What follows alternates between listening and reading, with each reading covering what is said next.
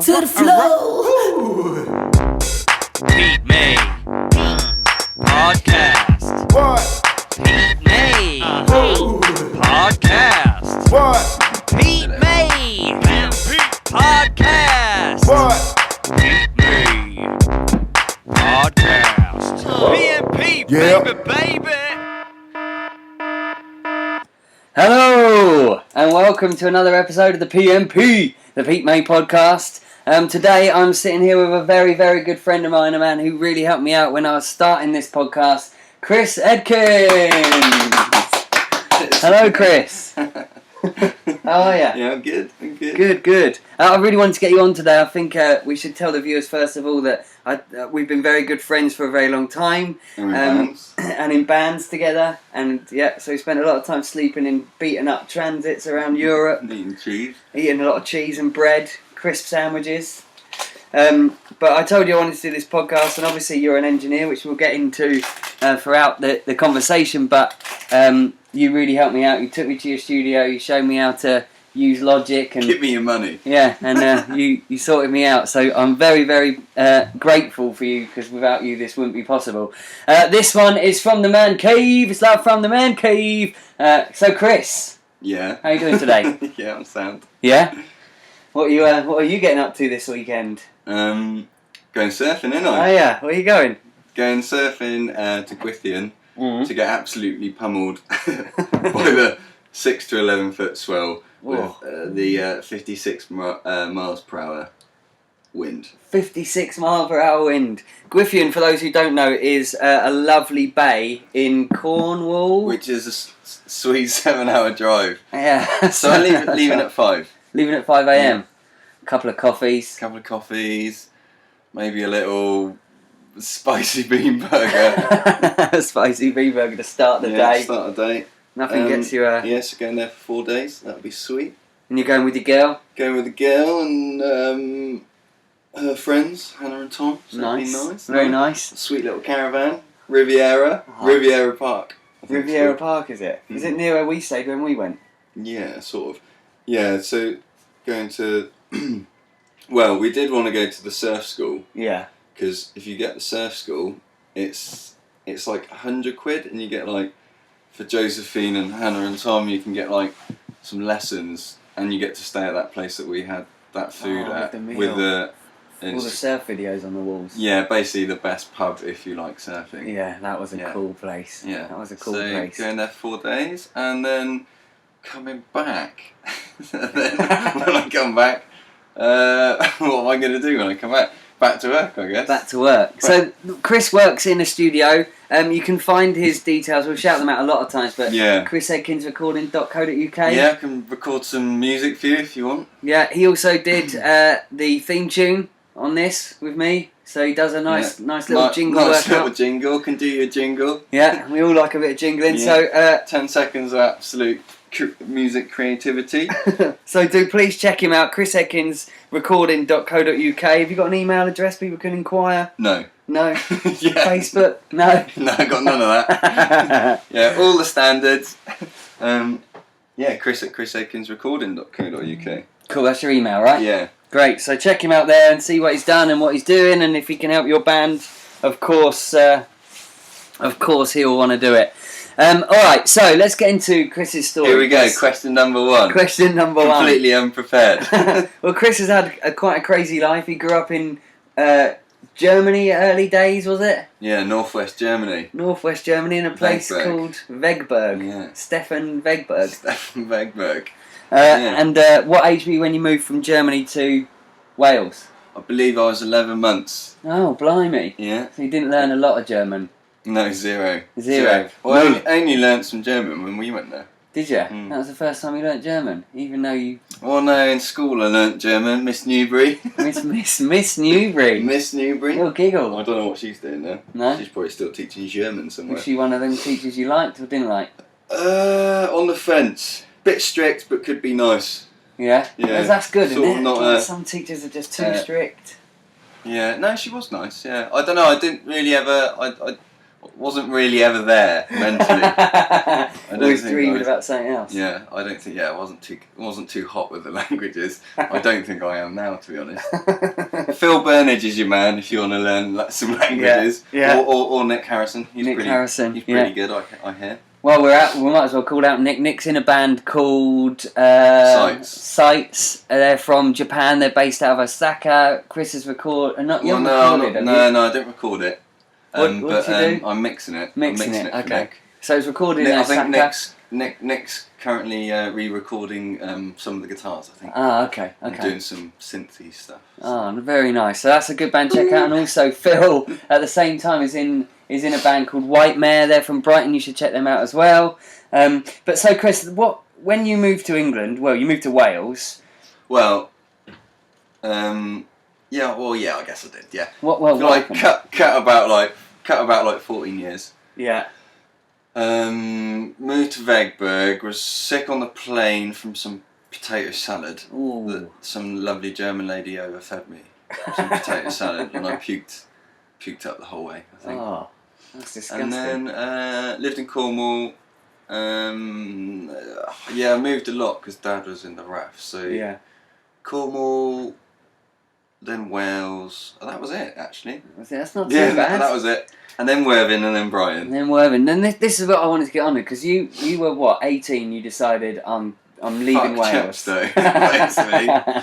If anyone's ever been to Chepstow, as lovely as it is, and my parents are still there, so I can't diss it too much. But it's not for me. It's too. Yeah, it's not. Too quiet. No, it's just. If you. It's just not for me. I just knew I wanted to get out. I just knew it wasn't. I just needed to leave it and sort of do my own thing. So I just picked a couple of places. It's just like, we'll go there. And it was Worthing of all places. It was Worthing, yeah. That's quite a big move, Bath. Right? Yeah, so Bath I went to. Well, that didn't really work out. It was all a bit too classical for me. Yeah. Not saying that I don't like classical music. I think classical music's great. But at that age. To metal and. Yeah. So this is you were moving to study, right? You wanted to study music, in particular, performance or recording or. Well, no, I just wanted to do something where I thought I could get a qualification doing something that I don't really have to really do much. And you just love. Yeah. So just basically. Went to college every day and played guitar, pretty much. That's amazing. And that was in Bath, but then Worthing. Yeah. So Northbrook. I went to Northbrook College and did music performance, and that was like 3 years. And the first 2 years were a bit of a blur. And then, well, that's where you met. Mates, right? Yeah, the second year was a real blur. But just for the listeners, Chris is moving his coat. A good blur, nonetheless. A good blur, and then. Brighton from there, once you'd met a couple of people we know. Yeah, so met a couple of people, and then ended up in a band called Once Over, which was mad. So describe the type of music Once Over plays for people Once Over was like a ska, I guess you could call it like a ska metal band. And it was basically like 8 of the most... it was mad that anything got organised. It was just 8 crazy people basically playing music, and we did we were pretty young. We were like, what, 20, 21? Yeah, you were probably like 21. Yeah, but we were doing 1 month UK toilet gigs. Yeah, this is crazy, and you did that over and over again. Yeah, we did it quite a lot, and then we did. Yeah, we got some reviews in some magazines, and we were played on radio and all that stuff. But it was kind of more of a. It was just a party band, really, with people. That was a blur. It was definitely a party. Yeah, band. You were there at some gigs. That's the time when I met you, really, through them. So I guess. And then I got poached, didn't I? Yeah. So we didn't poach. No, you didn't. We wanted you in our band, and you came and joined. Yeah, because Once Over was crazy. Yeah, I've never seen a band like that. They were really great live, and they were just. I've never seen a band who could just drink constantly and somehow be functional like that, and going on tours for months on end. It was pretty hardcore on the old touring. Yeah, and a lot of people in the German area and Austria were very into it. Yeah, so Fonda Life, we met Joe from Fonda Life. He was wicked. That's a record label. Yeah, I mean, it's all like DIY punks, you know, it's nothing major, it's nothing massive, but I mean, when I was 22, 21, I mean, that was awesome. Yeah. Like going, Well, just to be able to get a ticket and go any country in Europe, drive there off the back of an email, and then play a show was pretty special, I think. Yeah, no, it was awesome. It was great. It was good. And then, so we met from there, right? And then I was in a band called From Plan to Progress, and we wanted you to play. What was the band name? From Plan to Progress. that was the usual question, wasn't it? Oh, yeah. What band are you called again? From Plan to Progress. What was that, mate? Yeah, it's a stupid long name. And we met from there. Cheers, Trout. Yeah, cheers, Trout.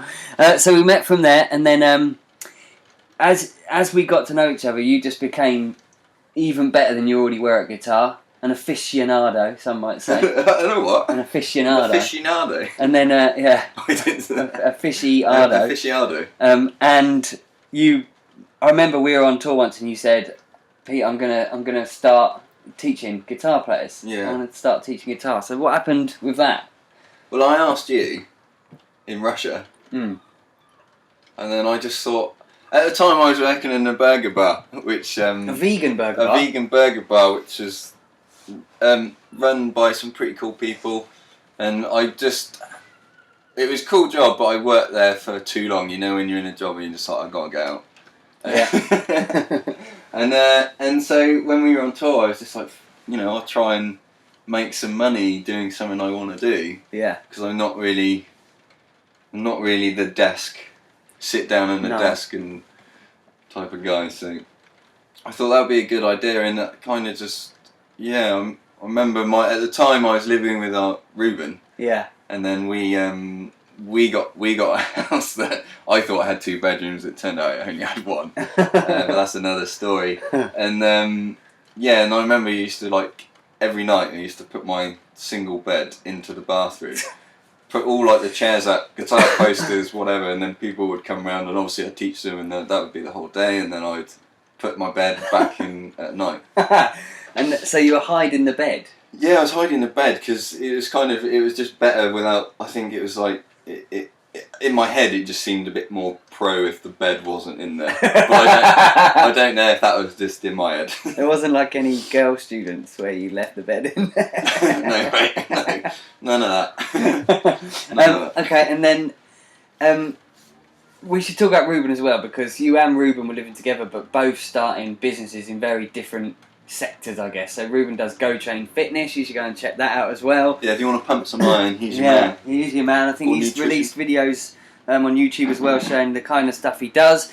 But so you were starting guitar teaching. Ruben was starting his fitness and personal training and stuff. Yeah. What was that like for finding rent every month? And It was an absolute disaster. It was like, well, I mean, you know, it's like, some days would be sound, some months would be sound, I'd be like, oh, wicked, I've got, like, you know, loads more students, and I'm working, and then I got a job in the school on a Thursday, and then some months would be like, you know, I remember, I've said to you various times, like, it's like a day before my rent, and I'm like, shit, what am I going to do? And then, like, literally that day I'd get 2 students or whatever, and then they do a block booking, and I'd be like, oh, sweet, okay, so I've paid my rent and I've got 0 food. But that was fine. I was completely used to that. I was fine with that. When you were always creative, right? I was just way more into, I want to do what I want to do in my life, basically, and I wouldn't have been able to. Maybe like an outdoors job I could do, like carpentry or building or something creative, something with my hands or whatever. Yeah. And that just seemed like the good thing to do at the time. I think you did very well, to be honest, because there was a lot of times where, you know, you were really, really pushing the business and making sure you're constantly working on it, and you were very driven. Yeah. You still are today, but. Yeah, I just think I really reckon anyone can do anything, and it's just finding the stepping stones and knowing how to get to that. It's really, don't get me wrong, it's like sometimes I thought, like, what am I doing? This is like really hard. And anyone who runs their own business, it's hard. Yeah. It's like constant. It's just like, A you lot of can't sacrifice really, all the and time. you can't really switch off from it. But I mean, yeah, guitar teaching's been, it's been really good to me, to be honest. Nice. I mean, how long did you do it full time?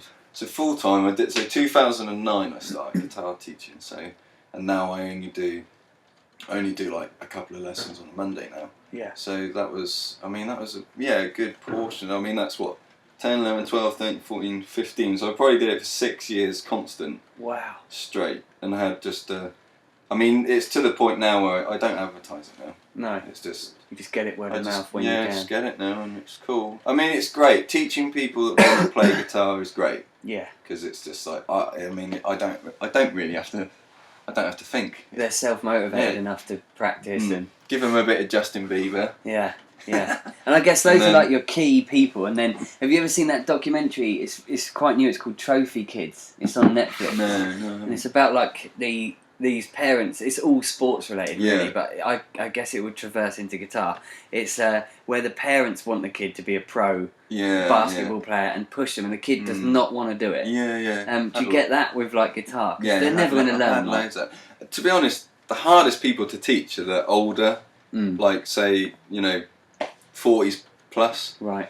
And is that old dog new tricks or? No, I don't think so. I think it's just like time and people got families and all that, and it's and that's not to say with everyone. No. But sometimes, So if you're not like naturally gifted at guitar, how many hours a day? do you need to I practice? reckon even if you are naturally gifted, I think anyone could do it. Yeah. But it's whether you really dig it and you're into it and you're like, cool, this makes me feel great. Yeah. I'm going to carry on sucking. The life out of me in my bedroom. Until I start to sound good. Were you one and of then the and then bedroom every players? now and again you'll go up like a level and you'll be like, oh cool, I learnt this song. I remember vividly me and my mate Dave Schooler, who I grew up with in like Chepstow area. Yeah. And me and him were always like into like learning Rage Against the Machine songs and Red Hot Chili Pepper songs and and I remember trying to learn the Under the Bridge by Red Hot Chili Peppers. Yeah. And I remember by now I found it absolutely impossible. I was like, what the fuck's a hammer on? Or what? It was just hard. I found it difficult. Yeah. And then then a couple of weeks later you're like, oh cool, I can do it. And then guitar's just been a series of just steps, and I just been like curious to know how to do things, and that's never really stopped. And you're still like that now, right? I love it. You don't get as much time, but you still pick the guitar up all the time. Yeah. Like whenever there's one at a house party, you're on it. Yeah, it's just what I like to do. Yeah. It's just. And you're very good at it. I think it's great. So what about these students then? Because I think I took a couple of lessons off you, and you were very good at teaching. But how much have you had to change your style of teaching to the kid or the adult, whoever it is you're teaching guitar to? Because I'm guessing that's the real magic about being a good teacher, going back to like your school teachers. Yeah, it's like everyone learns differently, don't they? So some people are like really into like they need the structure and they need like weekly tasks and they need that some kind of syllabus or something to work to. Yeah. Whereas some people they just want to come in and they just want to learn how to play some basket case. brutal song by someone, and then some people want to learn just like the classics like Deep Purple and all of that stuff. That's quite easy, like Nirvana, all of that stuff. Yeah. And I mean, you kind of, I think after like the initial lesson and then the one after that, you kind of know how someone learns, or at least how someone wants to learn. Yeah. Because people want to get better on guitar, but if you do all this like serious like. You got to do these exercises, and you got to do it. I mean, it's just not fun. No. And it's like, Even and that's notes aren't and I really mean, fun. guitar. It's like I was saying this to someone the other day. It's like drums. You've got instant music. Piano. You've got instant music. There's a lot of instruments where you can hit it and it will sound like the thing it is. Whereas, like say like violins or guitars or string instruments mainly. Yeah, it's like there's like fundamental techniques you have to grasp. It's kind of like riding a bike. It's like you can't just get on a bike and ride it like you just fucking deck it into a tree. Yeah. And then your dad gets a bollocking. Yeah. But it's But even with a bike, there's stabilisers. I mean, you can't have a stabiliser on a guitar that will help you make it sound good. You've just got to keep going until you Yeah. But I mean, there's things that can make it easier. Yeah. Like nylon strings, for example, can Oh, of help course, it, yeah. or a Easy to smaller push. guitar, or just like, you know, sometimes learning a chord might be more difficult than learning like a one-stringed song, like Yeah.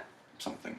No, it makes sense. It makes sense. And then, so that happened for ages, but I think the pivotal thing in terms of your own business was when you decided I also now want to engineer and you know and be a studio person.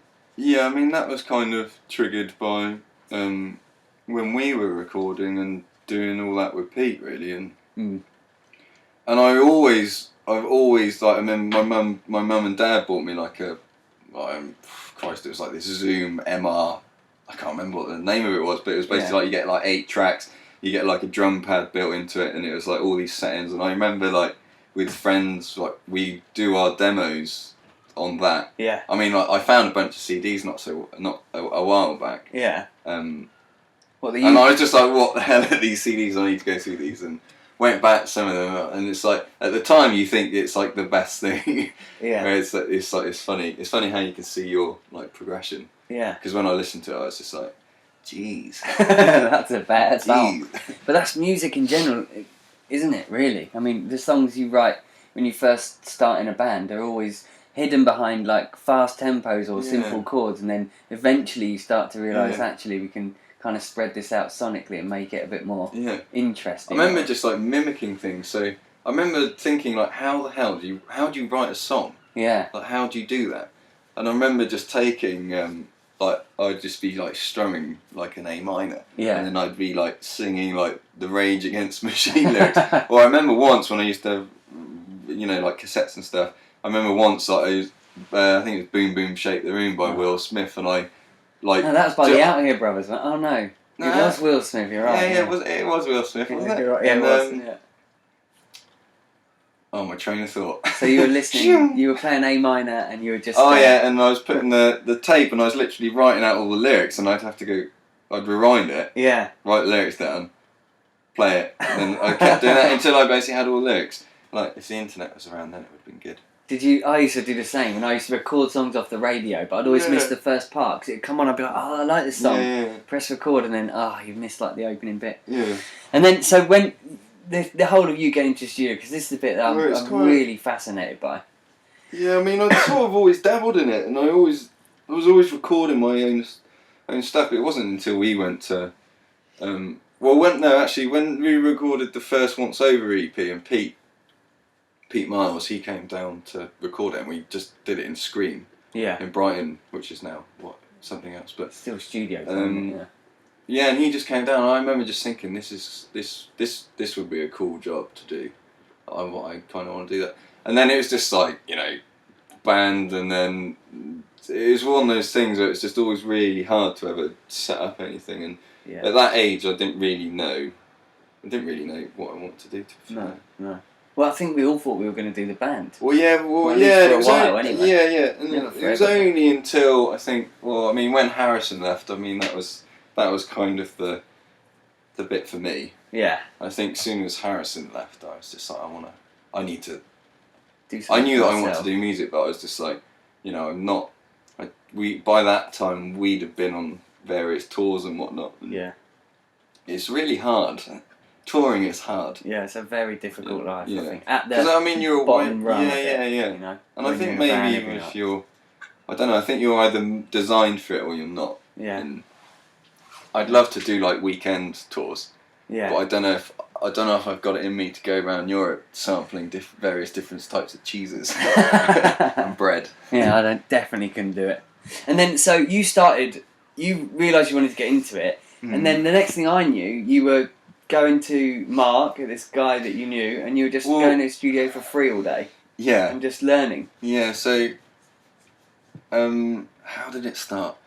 So, Dory, who plays in a band called Deal for the Diamond, was a really good friend, and they'd recently recorded with this guy called Mark Roberts, and he, and at the time I was kind of a bit over guitar teaching, and I was just thinking, I need to do something, what can I do? Yeah. So I basically just sent an email to Mark, because I asked Dory, I said, "Oh, do you reckon Mark would mind if I just fired him over an email?"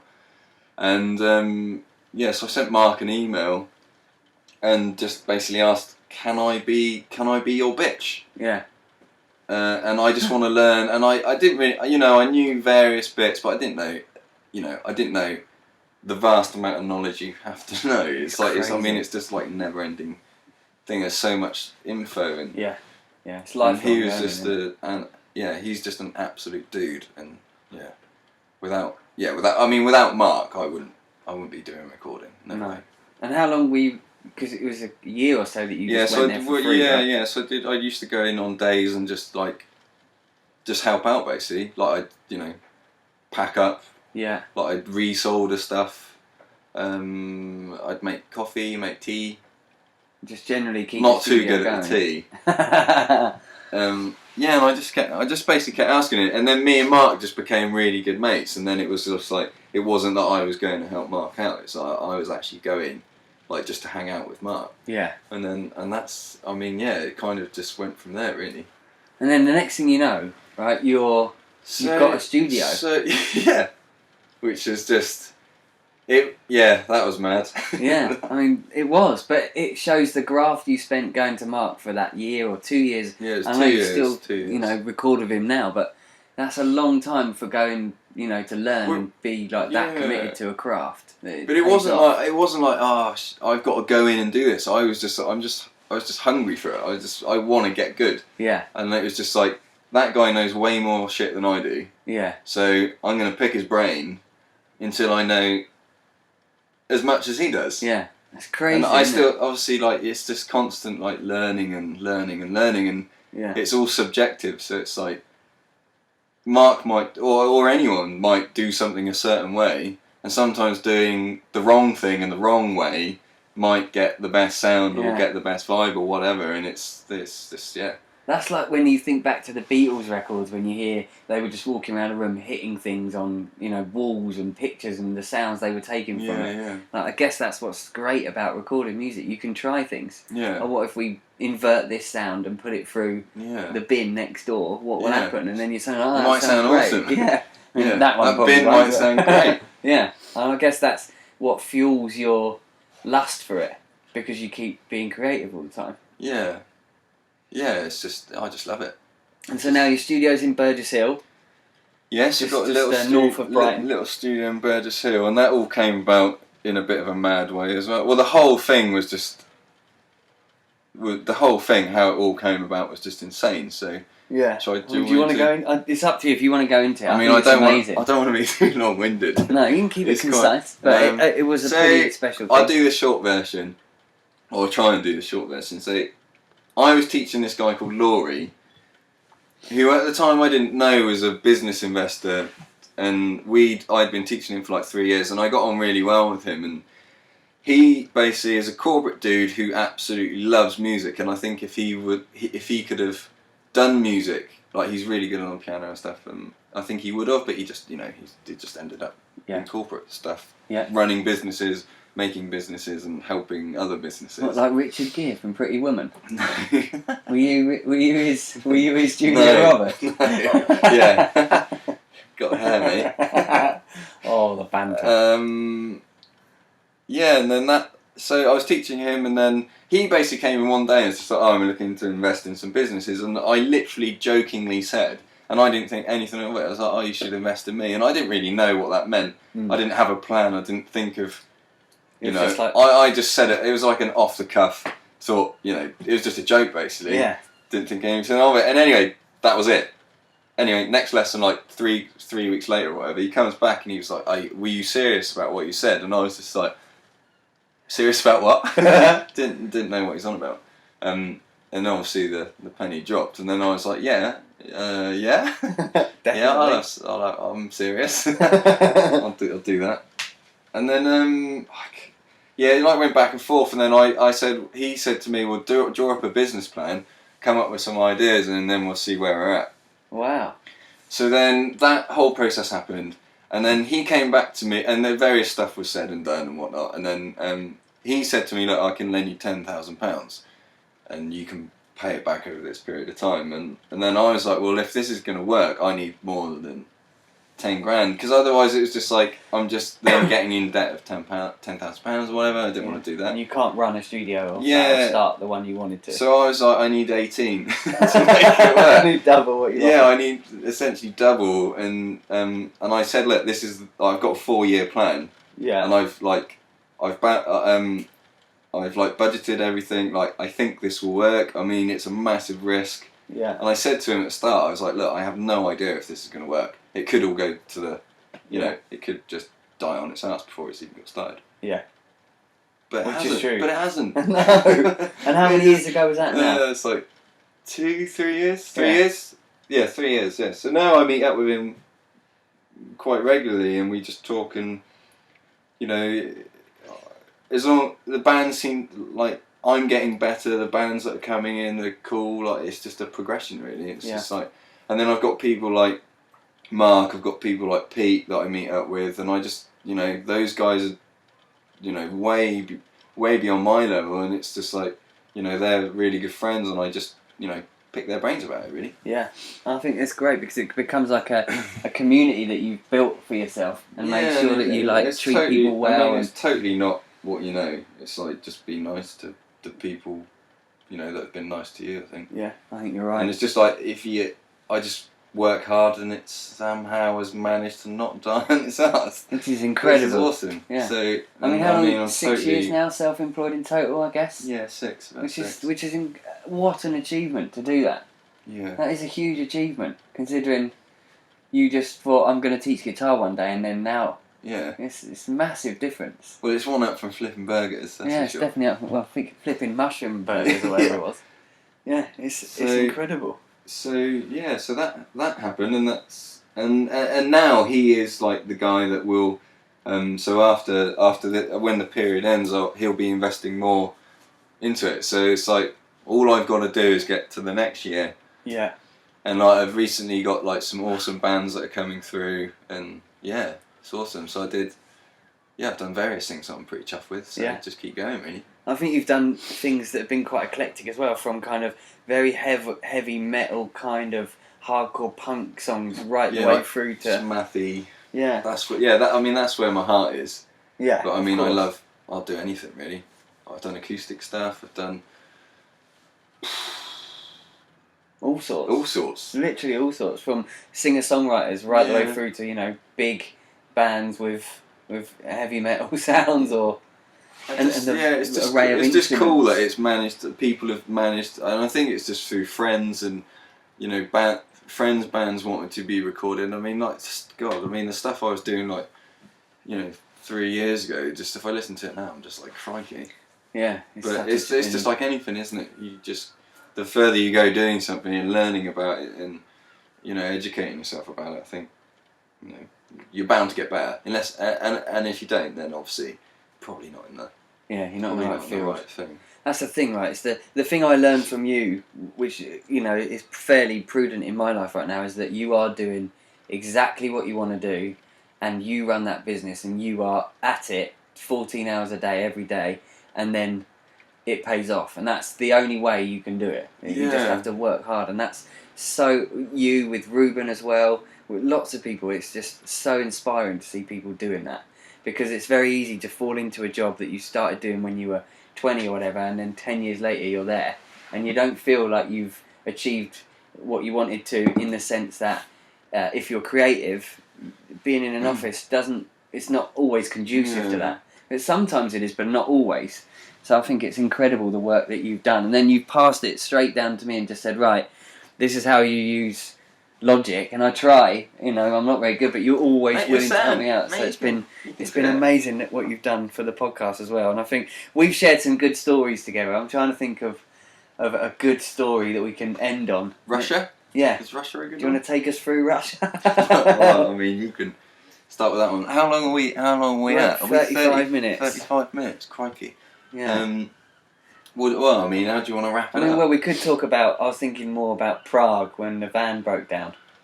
Oh, and we had to blimey. stay at Mr. Cider's house. In a brothel. Yeah. So I'll tell the story. We were in a van. We were on tour. We had a show, a gig that night in Prague, I think, and the van broke. The police pulled us over. Kashmir's thing. Yeah, Was it Kashmir? Kashmir. Yeah. And he was the promoter, and we were driving into Prague. We were going through the fields just outside the city, and the police pulled us over, which is pretty normal for 5 guys in a beat-up van that all look a bit trampy because they've been on tour for a couple of weeks. And I was the driver, and I said to the policeman, I can't turn the van off because it won't start again. They made us turn it off. They went through our documents, everything was fine, and then we tried to start the van and we couldn't. So the police guy came running back out of his car and threw a flyer in our van, which was like monster truck hire or something like that. And then we managed to get hold of the insurance company, and they sent this local guy out. He turned up, and he was bald, completely bald, except for the back of his head, which was a ponytail. A yellow stained ponytail. Oh, it's disgusting. It was like Hulk Hogan's hair, but just bald at the top. It was like Hulk Hogan's head on a walrus. And we asked him what his name was, and he said it was Mr. Cider. And he said, don't worry, we'll take the van back to mine. We'll get it off to this garage in the morning. You just need to stay the night at my and hotel. It was attached with like a scaffolding pole, wasn't it? It wasn't even a rope. It was just a pole, It was a metal like pole. a crocodile. Yeah. We got to his house, and there was all these promiscuous women around, and we obviously had nothing to do with that. We had no money. We couldn't do anything. And then he said, you can stay the night for free here. And we went into the rooms, and they were like water beds. Round beds, love heart beds, radios in the beds. What side do you want, Nick? It was absolutely savage. We got stuck there for a couple of days with about €10, I think. Yeah. We didn't have much money. Green flag, what a treat. Yeah, and then eventually we were like, we can't just stay here forever. So we went to the garage where the van was and said, will it start? They said yes. They started it. We got in it and drove off. Yeah, because we were getting to the point where we were like, we're going to be in here forever. Yeah, we're going to be and stuck it literally, with Mr. Cider. it was... Yeah, that was mad, wasn't it? And we walked. It was quite a walk, wasn't it? Yeah, it was along that main road. Yeah. It's sketchy. And then we drove because home. we were like, shit, how are we going to get all our gear back? And we were thinking we're going to have to send it all back to Kashmir and then get it from there sent all the way back to the UK, which about 10 grand worth of equipment. I mean, We're never going to do it. And then we had to. Then we got back to England, got off the ferry, and then straight away the van broke down. We had to do flipping. It was freezing. It was more of a relieved breakdown, wasn't it? Yeah, at least we're breaking down 100 and something miles away from home rather than like what? God knows, a day's drive. A day's 12 hours drive, or something. So we did really well. Anyway, I want to thank Chris for coming on. Check him out, chrisedkinsrecording.co.uk. Listen to his stuff. Do you have anything on YouTube or anything that people can watch? Or anything anywhere? Let's make sure Instagram's always a good one. There's usually some Instagram, stuff on there. Just and Chris Edkins Recording? Yeah, just check out the website. There's some stuff on there, some music and shizzle. Great. Awesome. Well, thanks very much for coming on, Chris. You're such a good buddy to me. You've always really helped me out. So I really appreciate you coming on. Pete is paying me 35 quid for this. It was 40, No, so we really. won't talk about it. Excellent. All right, well, for now, we are done.